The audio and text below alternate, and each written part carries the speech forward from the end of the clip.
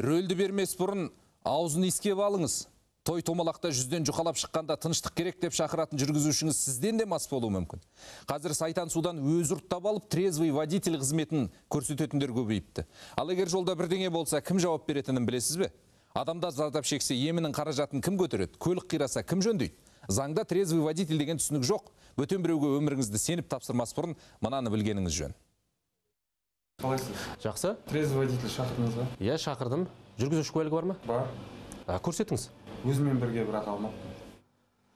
Дәл осындай жағдай әр адамның басында болуы мүмкін. Сондықтан мұндай қызметке жүгінген кезде ең бірінші жүргізуші куәлігі бар ма, жоқ па, соны тексеріп алыңыз. Ал екіншіден шақырған адамыңыз алкогольді ішімдік ішкен, ішпегеніне көз жеткізіңіз.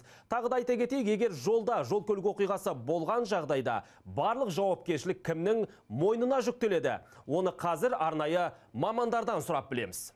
Егерде жол көлік оқиғасы орын алып жатқан жағдайда әкімшілік айыппұл тікелей сау жүргізушіден өндіріледі.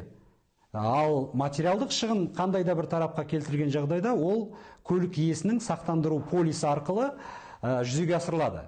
Яғни көлік иесі жүргізушінің жанында отырған жағдайда сақтандыру полисына, яғни уақытша басқарып келе жатқан адамды, яғни азаматты енгізу қажет емес. Есіңізде болсын, мас жүргізушіні алмастыратын азамат оқиға орнынан қашып кеткен жағдайда барлығына тікелей жауап беретін көлік иесі. Сондықтан заңгер қандай жағдайда да барлық құжатын суретке түсіріп алу керектігін айтады. Және өзі ішімдік ішіп алған автокөліктің иесі, яғни алкогольдік ішімдіктің иісін сезбеуі де мүмкін. Яғни бұндай жағдайда не істеу керек деген, яғни сауал туындайды. Бұндай жағдайда телефонның камерасына сау жүргізушіге, яғни сауал қою арқылы оны түсіріп алуға болады. Жол полиция қызметкерлері масаң күйде жүргізіп келе жатқан көлікті анықтаудың түрлі тәсілдері бар екенін ескертеді. Бірақ заң күшейсе де олардың саны азаяр емес дейді. Иә, көп. 2022 жылда 1951 жүргізуші ұсталған масаң түрде көлік жүргізгені үшін. Осы жылдың басынан бастап